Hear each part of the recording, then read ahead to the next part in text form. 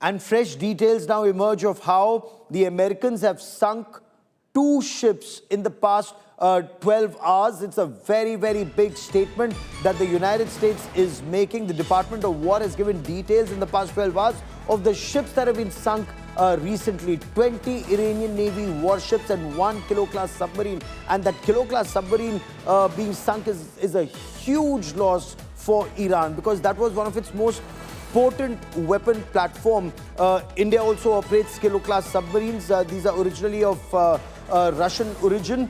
These kilo-class submarines, one has been sunk. Iran apparently has a couple of others that remain operational. In all, if I remember correctly, there are about 7 of these kilo-class submarines. But they've sunk warships in the Strait of Hormuz, and that's a huge loss for Iran, along with a frigate that was sunk in the Indian Ocean region. The United States, in a statement, has said that they've struck a Solevani-class corvette in the Strait of Hormuz. The United States said struck Iranian ship at its shore. The Guardian of Hormuz now lies at the bottom of the sea. And it's the Strait of Hormuz which is a very crucial choke point, and Iran had practically closed it.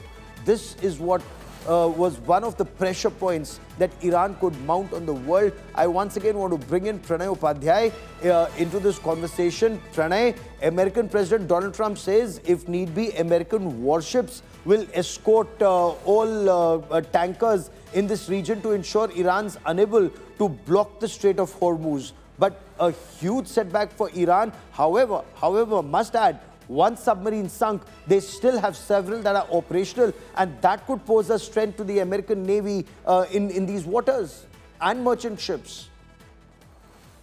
That's why, if you see, Gaurav, US President Donald Trump, Secretary of War Pete Hicks said, everyone is saying that they are going to decimate, they are going to destroy the naval capabilities of Iran. And the argument which is being put forth by the Americans and the Israelis is that the Iranian Navy has been long threatening the shipping lanes. And in fact, they have always threatened to block the Strait of Hormuz, which can actually disrupt the naval shipping, and that's why they are destroying the naval capabilities of Iran, and to ensure the freedom of navigation in this region, because the Strait of Hormuz is considered as a global common, and they will never let Iran to dominate that space. But clearly, yes, you're right that the Iran had around 20 kilo-class submarine, but those were the old submarines, the Russian-given submarine, like of the vintage of 1990s.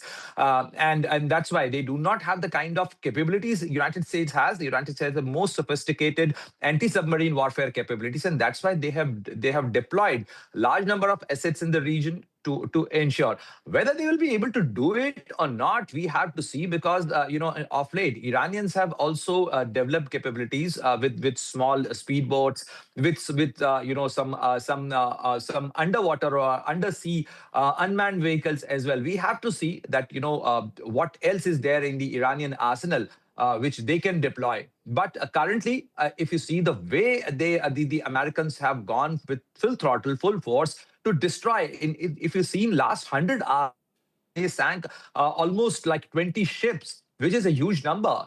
Even if one submarine, the way they destroyed one submarine, which was around the harbor of Chabar, that also clearly shows that they are hunting down every naval asset of Iran. And be it in the international water, or be it around be it on the harbors of Iran. So clearly, this is their objective, and to ensure that freedom of navigation, US President Donald Trump has also authorized the DFC, their Development Finance Corporation, to ensure the insurance, and they want to give out the message that they are there for larger good, to ensure that there is no threat for the navigation, and that's why.